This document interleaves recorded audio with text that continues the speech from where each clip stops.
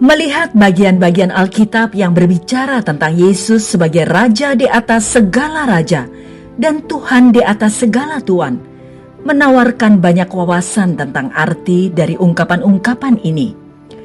Ungkapan Raja segala raja digunakan 6 kali, termasuk 3 kali dalam kaitannya dengan Yesus.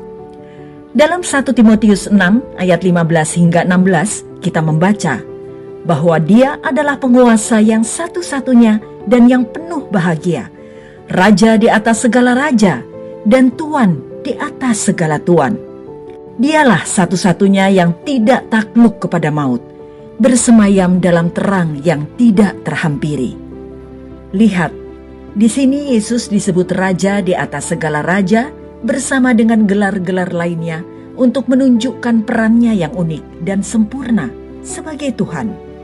Dia dicatat dengan jelas sebagai ilahi dan kekuatan yang lebih besar daripada penguasa lainnya.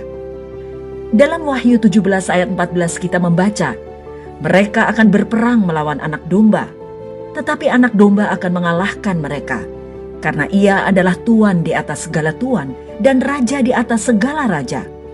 Mereka bersama-sama dengan Dia juga akan menang, yaitu mereka yang terpanggil, yang telah dipilih, dan yang setia. Sekali lagi, gelar Tuan di atas segala tuan digunakan untuk menekankan kuasa dan otoritas Yesus. Penekanan yang sama terlihat dalam penggunaan lain dalam Wahyu 19 ayat 16. Bagaimana dengan ungkapan Tuhan segala Tuhan? Dalam Perjanjian Lama, frasa ini 2 kali digunakan untuk merujuk kepada Tuhan. Dalam Ulangan 10 ayat 17 kita membaca, sebab Tuhan Allahmu lah Allah segala Allah dan Tuhan segala Tuhan, Allah yang besar, kuat, dan dahsyat.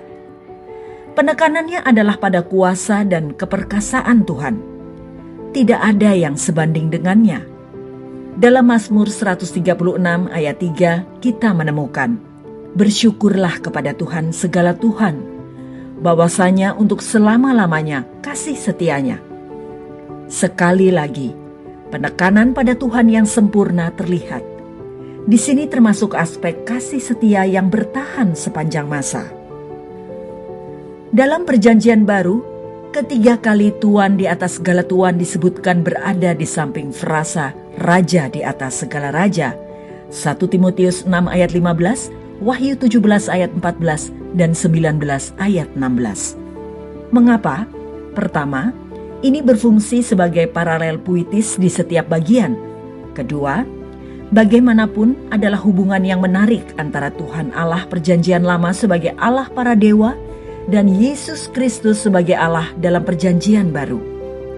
Meskipun sering tidak diperhatikan oleh pembaca hari ini, pembaca Yahudi awal akan memahami bahwa menyebut Yesus sebagai Tuhan para dewa adalah penegasan keilahiannya. Ringkasnya, jelas bahwa penggunaan Raja di atas segala raja dan Tuan di atas segala tuan sehubungan dengan Yesus yang menyoroti kekuasaan, pemerintahan, dan otoritas tertingginya. Tidak ada yang menandingi kekuatan atau kemampuannya untuk memimpin. Faktanya, Kitab Suci menyatakan hanya ada satu Tuhan. Ulangan 6 ayat 4. Penegasan Perjanjian Baru bahwa Yesus adalah Allah memasukkan Dia sebagai bagian dari ketuhanan Tritunggal yang terdiri dari Bapa, Anak, dan Roh Kudus.